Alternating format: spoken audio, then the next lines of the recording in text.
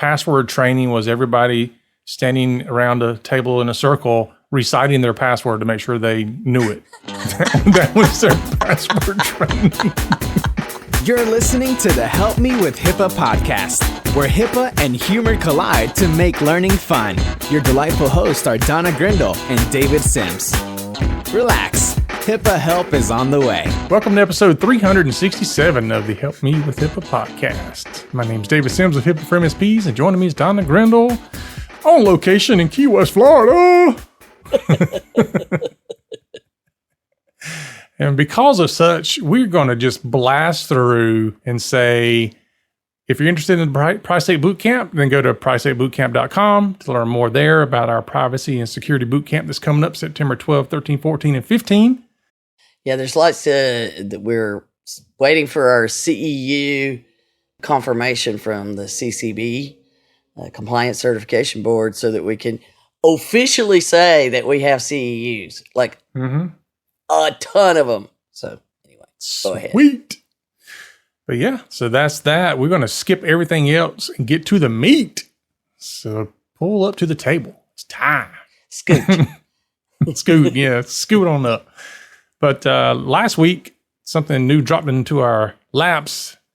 Our friends over at NIST decided that they would come out with an initial public draft of some things regarding the HIPAA Security Rule. And of course, Don and I were like, ooh. Yay.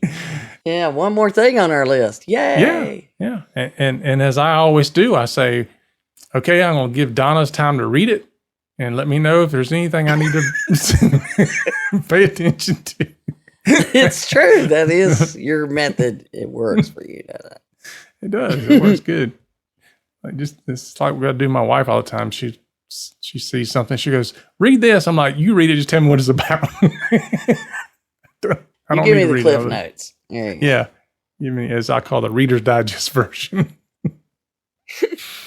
All right. So let's get into this because some pretty cool stuff. And I mean, we haven't had any kind of real guidance like this in quite a while that's so comprehensive. Well, I mean, they had an original one, you know, the security rule. And this, in fact, is the revision to 800-66, special publication. NIST, this is the initial public draft, and it's a resource guide. So it's implementing the HIPAA Security Rule, a cybersecurity resource guide, which is, you know, what you're supposed to read to do it, the current version, and that's not going well. As we know. So what we're doing here is, they're bringing out additional, let me show you a little bit more information about what you're supposed to be doing. Yeah. And there's tons of stuff in here.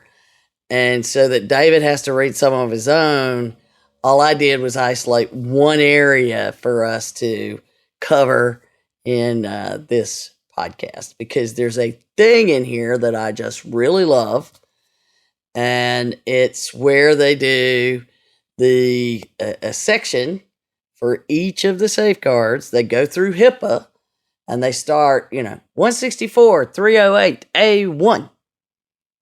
Here's what the standard is. Here are the key activities to meet that standard. Here's the description of those activities. But then the column I got all excited about was sample questions to ask. Yeah. And that gets us past all of the stuff. Look, here's the question. Do you know the answer? I've had to do that more than once, you know, with people who are like, you're wrong, you're wrong, you're wrong. I was like, look, here's the question we have to answer. Can you answer it and prove it? So that helps. So I thought we could go through some of these sample questions and discuss why I think they're important, and I knew you'd go right along with me. I absolutely will. Because that's how I roll. Yeah, so we're going to hop around a little bit in some of this, but because I don't want to go through, I mean, there's tons of these questions. So we just plucking out a few that I think are really important. Mm-hmm. So here is a step that we always say that everybody misses on that very first thing, the security management process.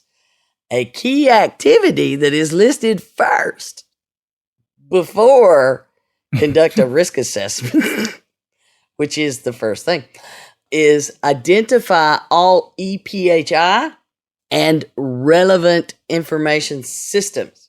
So it tells you to do that first. Yeah, so this is step one of step one. That's it.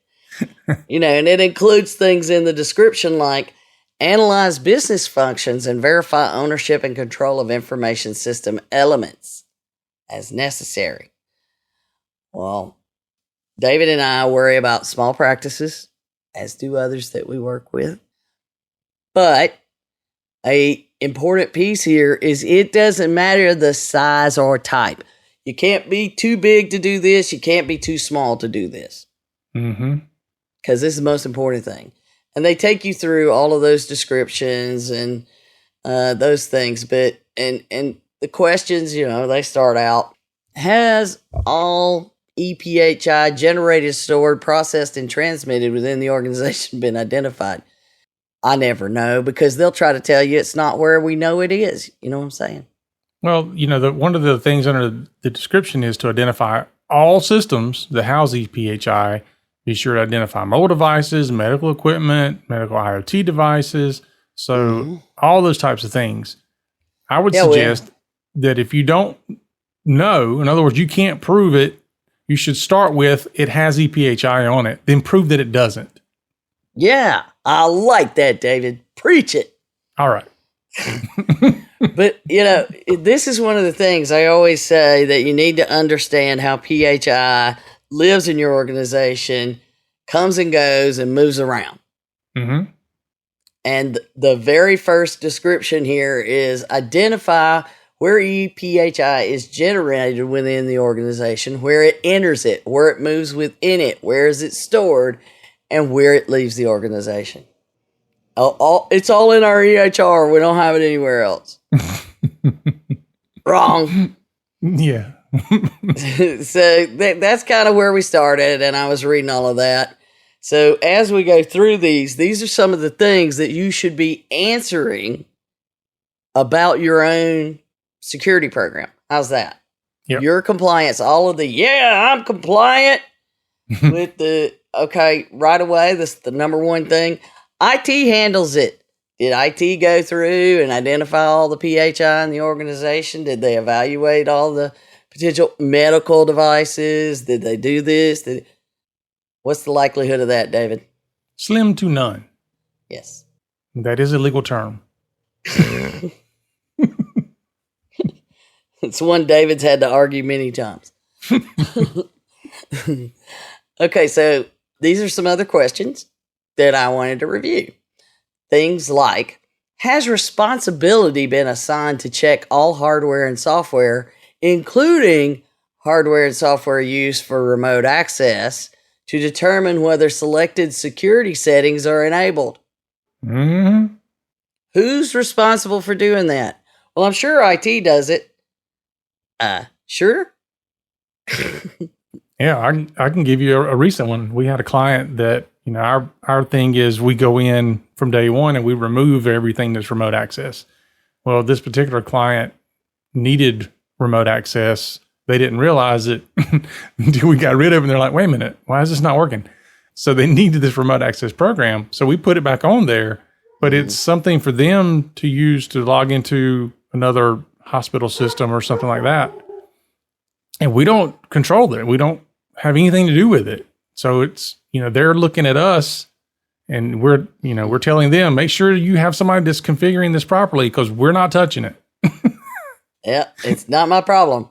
But if it causes a problem, so I'm sure you documented that, right, David? Absolutely. Make sure that is documented as the MSP back to the client. And then the client should document how they're going to make sure that's handled and assign responsibility. Yeah, I can't speak to that documentation. Yeah. After you've done yours and sent it on to the client, that's all you can do. Most of my conversations end with the sentence, make sure you document that. Totally get it. Make sure you document that. I'm not documenting it for you. That's right. You know, can you document that? Because I'm not doing it. But I know it needs to be done. So, you know, but somebody has to do it. So, but having somebody responsible for all of those things, that's a key element. And by not having that evaluated and assuming that it's been done, I mean, that's where everybody gets in trouble, isn't it? Mm-hmm. Is there an analysis of current safeguards and their effectiveness relative to the identified risks? Now, I selected this one because when we come in, a lot of folks will go, yeah, we've done a risk analysis. And what they'll show is, well, we went and we did the HIPAA safeguard list and we're doing them. That's it. Nothing else. And this is saying safeguards, not just what does the security rule say you should do, but is there an analysis of the safeguards you have in place, and are they effective to mitigate the problems of your risk analysis, your threats? Mm-hmm. For the most part, when that's done, it's done like, yep, we got a password policy, so we have mitigated the threat. This would also help, for the conversations you and I have often, which is, what you were doing a year ago for security probably isn't good enough today. Yeah. And that keeps moving. What we do today is probably not going to be good enough a year from now. Mm-hmm. So if you're doing the analysis correctly and you're looking at how effective these things are to the current risks of, when you're listening to this, then it'll let you know whether or not what you're doing is still effective. Yeah, and again, this is just like what you just mentioned there. All the people who, I can't believe I'm having to do all of this. Okay, but if you had followed these from the beginning, the risk had been increasing over time, and you would have done a little at a time, adding it on a little at a time, mm-hmm. and have everything built in place. So the reason you're having to do all of this is because you haven't done very much of it, if at all. Slim to none. Legal term. But you haven't been doing it correctly for a long period of time like you should have been. So you're having to play catch up. Yep. You made business decisions then. You need to make business decisions now. Do you want to keep digging the hole? Or do you want to catch up? That's really the only answers, only questions to ask. Do you want to dig the hole deeper? Or just jump out of the hole and go running, leaving the hole for somebody else to deal with? There's a lot of people do that. Yeah, just do it a little bit at a time. That's the best way to do it. Absolutely. Mm-hmm. I think one of our first episodes, how do you eat an elephant? Mm-hmm. One bite at a time. Or for all you musicians out there, it's polka a polka. Little by little. Okay. So here's the next one. Have all processes involving EPHI been considered, including creating, receiving, maintaining, and transmitting? Mm. And, a lot of folks will handle the create part, but the maintaining, not so much. Transmitting, they assume that's been handled. Mm-hmm. And receiving is completely left off. And I mean, there are attorneys who I've seen go, receiving? We have to worry about receiving? Yes. So it's irrelevant if it's PHI you wanted. If you got it, it's yours. And so if you get, I remember where people go, not our patient. Years ago, I would work with the billing folks, and they would get an EOB for some other person. One number would be off or whatever. And so they would have to account for the money coming in and then going out. And so they actually had an account called Not Our Patient. I'm like, what Not our patient, not our problem. I know, right? So it kicks out as a problem on, and I'm like, not our patient. What the? Okay, well, and so it's just loaded with money coming in and out as they're doing the refunds and figuring out stuff. So if you're receiving these things, you have to account for them. Now, it was kind of weird for me to discover that, but they were accounting for them financially, and that's why they were doing it, so they could show it matching to their deposits on their statistics and everything. So they were properly accounting for them that way. Mm-hmm. Do you properly account for them other ways? Same problem. Okay, so next one. This is one that we have frequent discussions about. Is executive leadership and or management involved in risk management decisions? Yeah, this falls under the implementation portion of your risk management program. Mm-hmm. Mm-hmm. So we know that a big problem that we hear all the time is a lack of leadership, commitment, and involvement. Mm-hmm. They're going right for the throat on that one. Mm-hmm. Are they involved in the decisions? I would hope so, but not always. Which also then, does the regulated entity need to engage other resources like external expertise to assist in their risk management? And should we get some help? Should we get some help? I know a podcast for that. And it's free. The problem there is so many people think, oh, I'm going to do this myself, but do you even understand risk management? How am I doing a risk management plan if I'm not even sure what risk management is? That's a great question. I would say slim to none. Okay, moving right along. Has the regulated entity used the results of the risk assessment and risk management process to guide the selection and implementation of appropriate controls to protect EPHI? So I'm seeing this build, like one thing builds off the thing previous to it. And now you see why I'm like, okay, we're going to take this and take it the next step. You know what I'm saying? Mm-hmm. Is this, having this, even if it's just in the draft, gives us something to point to. And with a big point of this, I think is important, is they will say, I implemented this control because I'm supposed to. Not because it actually mitigates something. So that's one of the things that's really helpful with the hiccup guides, is it does say, if you do this control, these are all the things it's mitigating. Mm-hmm. And that might help people back their way into, yes, that's why we did that. Yeah, what she said. Okay. Has the regulated entity assured compliance with all policies and procedures by its workforce? Now, that doesn't mean that you're certified, right? No. Okay. It does not.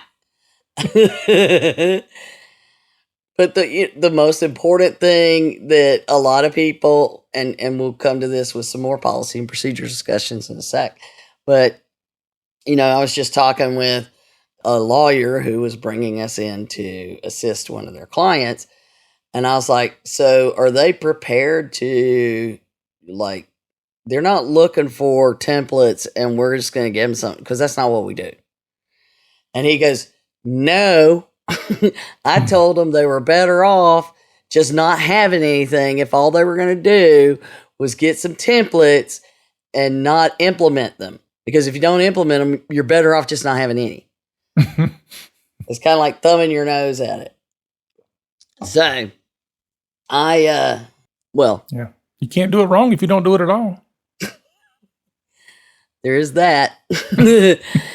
So it's hard if all you've done is use the templates to say that you're going to make sure your staff follows it. And it's hard to say that you're going to make sure your staff follows it if the only thing it says is, if you don't follow this, you could get fired. Mm-hmm. And that's what a lot of them say. They don't have any kind of rules about what's, worth immediate dismissal versus, okay, we're going to give you a verbal warning, or now you've done this 3 times, peace out, that kind of stuff.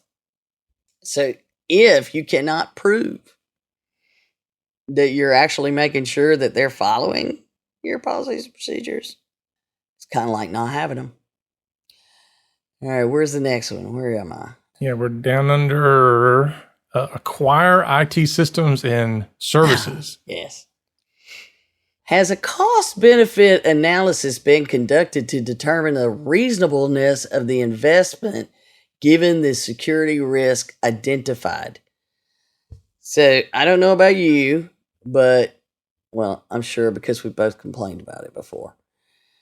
When we go in, we've gone in more than once to scenarios where you're being told, well, if you don't have this, you can't be compliant. Mm-hmm. You have to have this to be compliant. Okay.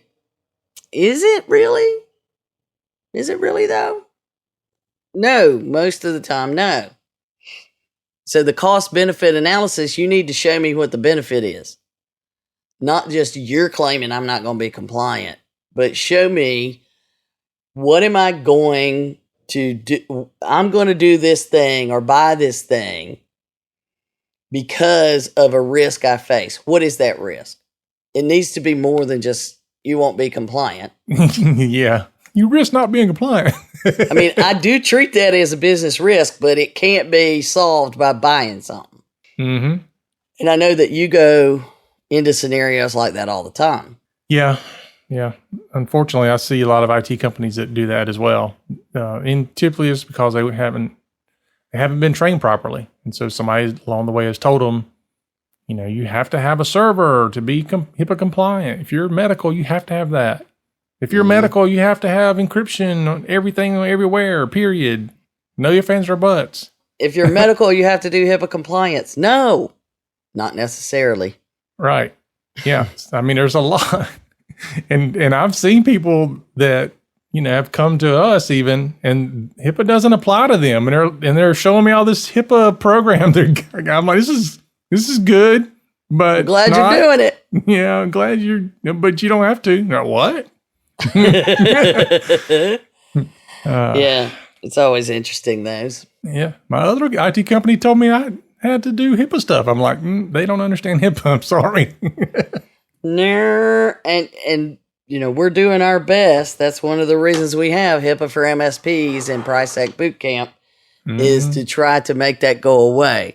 So if your IT company doesn't understand HIPAA, i.e. they've told you have to have things that we just told you didn't, then tell them about us.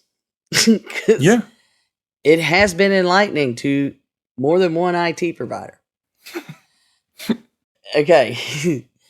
Now we're ready to talk about the deployment, creating and deploying these policies and procedures. Has the regulated entity documented an organizational risk assessment management policy that outlines the duties, responsible parties, frequency, and required documentation of the risk management program? Yeah, TikTok. Crickets. Crickets. Yeah. So, when we're doing the boot camp, and there's always a slide that goes, policies and procedures about policies and procedures. Mm-hmm. Yes, you have to have policies and procedures about your policies and procedures. And you need to have a policy and procedure that says you're going to do policies and procedures and a risk analysis and who's responsible for making sure you do it. Mm-hmm. Yeah. Like the next question I highlighted here, is there a formal, and then when you say formal, everybody's like, what do you mean a formal program?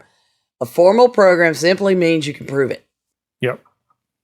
But it's more fun to say, you got to prove it. And now it's in a commercial. We'll just play that commercial. A formal system security plan. That means a documented system security plan. Mm-hmm. Is there a formal contingency plan? You know, we used to ask just formal, and then people would be like, well, yeah, because they wouldn't say what's formal. Mm-hmm. So then we say, do you have a written this and a written that? Well, yeah, it's written down somewhere. Anybody know where it is? Is there a process for communicating policies and procedures to the affected employees? That's the one that drives me nuts. And I mean, I've done these evaluations of programs, really large environments where I'm like, okay, this is where I'm going to draw the line because there's way too many people I got to ask about stuff. Well, our department doesn't do that. Another department does that. You'll have to ask them. I'm like, I don't have time. This is why I got out of the big company thing. But I read through these policies and they would say the supervisor will be responsible for blah, blah, blah, blah in their department. The supervisor is responsible for this. The supervisor and I said, well, where's the training plan for the supervisors? Crickets. What do you mean? I was like, these policies and procedures are loaded with definitions that say the supervisors are going to be responsible for things. But if you're not training the supervisors what that responsibility means and what to do when it happens and to make sure they actually understand the policies as the supervisor should versus the people that you've told all these people to go ask the supervisor, but nobody's checking to see what the supervisor knows. And they're like, hey, good point, they said. I was like, yeah, that may right there have earned the entire engagement. Mm-hmm. So, anyway, moving right along. Where will audit information reside? Will it be stored external to the organization, in a cloud service provider, or on a separate server? Where will monitoring reports be filed and maintained? Huh. You mean there should be monitoring reports? I know. IT has them. Really? Can you get them for me right now? Well, I'll have to put in a call and a ticket and, so they can get it for the last 6 years? Well, we haven't had them but for a year. Yeah. Mm-hmm. More times than not, I hear, I've never gotten a report from anybody. Mm-hmm. I had one MSP told me, people never read them, so I don't send them. I'm like, that's not your place to make that decision. I don't care if they never read them. They still get them. Well, yeah, I mean, I've worked with an IT provider before, and they had these great reports. And they asked, it's like, how do we make sure people understand why we're giving it to them? I said, well, all you can do is put it on the first page. This documentation is for your HIPAA program or something like that for them to save it. And we came up with some text to put on the very first page. This is why we're giving this to you. Because you're supposed to have it. Not we want you to have it. I mean, we do, but you're supposed to have it. Yep. Well, a lot of folks go back to the old school way of thinking, which is I'm producing this report so you can see the value I bring to your business. That's really not why we're doing it. We're doing it because you need to prove these things within your program. Yes, I need to prove this is what we're doing. So, next, who's your security official? And I really liked the detail they put in here. Yeah, it's like, define a security official. So here's the sample questions that would allow you to know if that's who you are. Well, and this is when you have to go in and you have to have the hard conversation because the doctor's like, I'm the security professional.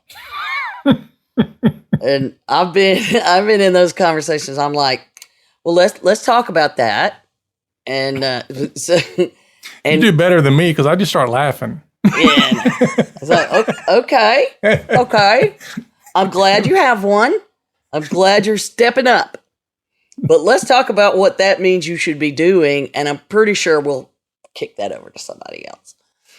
Okay, so who in the organization oversees the development and communication of security policies and procedures? Oversees them. Doesn't mean you have to write them all. Who is responsible for conducting the risk assessment or the risk management plan? Who handles the results of periodic security evaluations and continuous monitoring? Who directs IT security purchasing and investment? Who ensures that the security concerns have been addressed in system implementation? I think that's called documentation and auditing. Does the security official have adequate access and communication with senior officials in the organization, such as executives, CIOs, CCOs, in-house counsel? Look, if I need some stuff, I need to not have to wait until it goes through 14 layers of bureaucracy, is what they're saying. Who in the organization is authorized to accept risk from systems on behalf of the organization? And that last one is like, to me, I'm like, even when they give us a risk analysis and it has things that they consider low risk that they're willing to take, you know, because we have the list and they go through and they evaluate what do they think it poses to them, and are they going to just accept the risk? We're just going to accept the fact this could happen, but it's so little damage or so little likelihood, we're good. And I say, make sure leadership goes through and okays all of those. Because you don't want to be the one doing it. I don't want to be the one doing it, because you know at some point a fan is going to come by. And things are going to hit it. Yeah. Some smelly stuff. Smelly stuff. But it goes through a bunch of things about the security officer and how you do workforce clearance and all of those things. But I moved on past that to the termination procedures, because this is one of David's favorite things to talk about. It is? You preach every time we get here because you're not told. Are there separate procedures for, and this one is very important, separate procedures for voluntary termination versus involuntary termination? Oh. If it's reasonable and appropriate. I'm sorry, but the amount of power that someone has today with access to stuff, it's going to be reasonable and appropriate unless they have like no access. You know, they can log into one computer at a desk and do one thing, but you should have a separate one, like one that, and there should be one for people that have high level authorizations. What is the word I'm looking for, David? I do not know. Privileged access. Thank you. How about that? I like the high level authorization. That's pretty cool. All right, we'll go with that. Because, you know, we don't want anybody with privileges anymore. Is there a standard checklist for all action items that should be completed when an employee leaves? And delivery of any needed data solely under the employee's control? Do other organizations need to be notified to deactivate accounts that the workforce member has access to in the performance of their employment duties? There, I was just trying to get to your favorite part. Just say yes. The answer there is yes. I'll answer it for you. Yes. If you don't give David the information, he just is gonna like say, well, he'll just say it's on you. Yeah, there's two different ways that this drives me crazy. One is the termination, where they tell you somebody got terminated weeks ago or months ago, or even worse, you know, we're going to fire him in 5 minutes. We need all this stuff done in 5 minutes. It drives me nuts too. Because That's usually why I'll you say, need to have an extra checklist. The firing people, you need to let me know when that's on the radar. yeah, it's like, okay, when did you know you were going to do this? Oh, we talked about it Monday. We're going to do it Friday. So you had 4 days to let me know. We wanted to keep it a secret. Yeah, I'm not the one to keep it a secret from. Nah. But, anyway, the other side of that is when people are coming in. Like, I put a ticket in at 8:00. We got a new employee here. Okay. Did you just hire them off the street? Did you pick them up at Home Depot? Yeah. Did you not know they were coming in today? When did you hire them? Oh, we hired them 3 weeks ago. Oh, okay. Yeah, That's why we need a checklist. We need a checklist, people. I know. And I'm telling you, that happens all the time. And the checklist needs to have a time frame on it for things like this. That'll be one where my teams listen to the podcast and they'll be like, oh, I don't know if we got that on ours. Okay, so let's leave that topic and go to another favorite topic of ours, training. So it's like, what kind of training you're doing, blah, blah, blah. Then it says, are there current relevant threats like phishing and ransomware about which personnel need training? Yes. The answer there is yes. Yeah, but they're trying not to commit. Do staff need training on any particular organization devices, i.e. the medical IoT, or technology that pose a risk to EPHI? Yeah, like their cell phones. Yeah, but you see what, the number of times, well, so-and-so knows how to work that. Okay, do they know anything about how to make sure if something weird's going on it? Do they know how to make sure maybe it gets disconnected from the network once you're done so it's not sitting there all the time? Do they know do they even know that thing is a special security problem? Yeah, most of the time they don't even know that it's connected to the network or that it could do something different. I had somebody one time tell me, well, all the computers on our network are locked down tight. And I said, well, what about that laptop? Oh, no, I brought that from home. Okay, but is it connected to the network? Because I see a network cable plugged into it. Well, yeah. What do you mean, yeah? What, is it protected? No, it's not. Oh, it is on the same network. Yeah. Yeah, it just takes a minute. Just takes a minute. So, for the most part, what we're seeing is the same thing in here that we try to get across is you don't just check a box and train on HIPAA. And your security awareness training isn't on passwords. Your security awareness training is understanding the threats that we face and how scary they are. Yeah.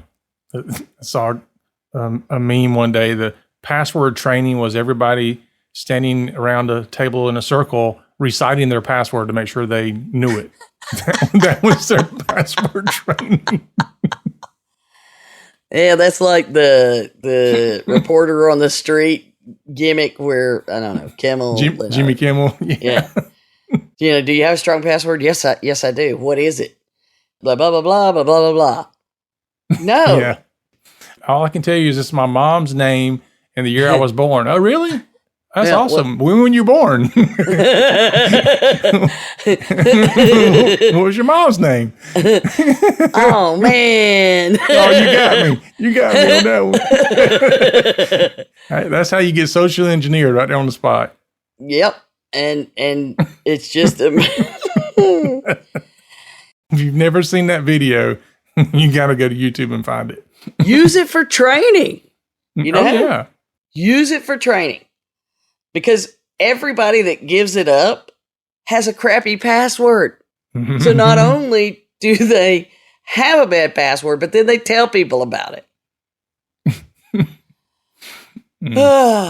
So anyway, the fact that this gets back to, you don't just have a procedure because HIPAA says I have to have one.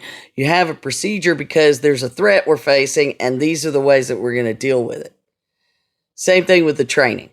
HIPAA says you have to do the training, but it's supposed to inform your staff about the threats that you're facing and how you're going to deal with it.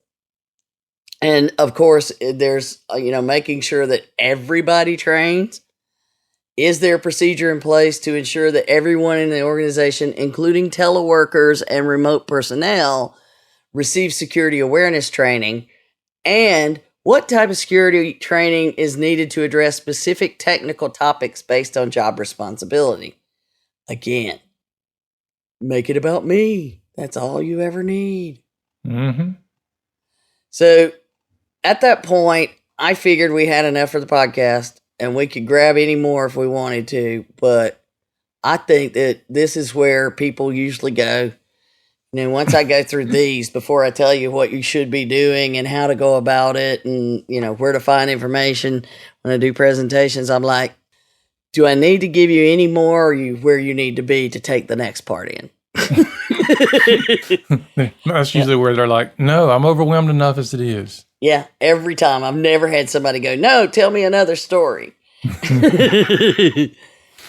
All right, so there you go, David. We're just going to cut it off at that. There's others in here. The business associate ones are great. And we'll have a link so that if you can look at the draft. If you have comments, they give you a list of here's what we're looking for, answers. That's why it's out for comment. This is the first draft. There'll probably be a final draft, at least one more draft for comment. But the fact that this exists gives us a great tool to start using anything that we think is a good idea in it, whether they adopt it or not. Very true. So definitely a good time to grab it and review it. And if you don't want to review it, just keep listening to the podcast and we'll review it for you. Over time, it comes out, I guess. Yep, it does. You got, 367 different ways. This is.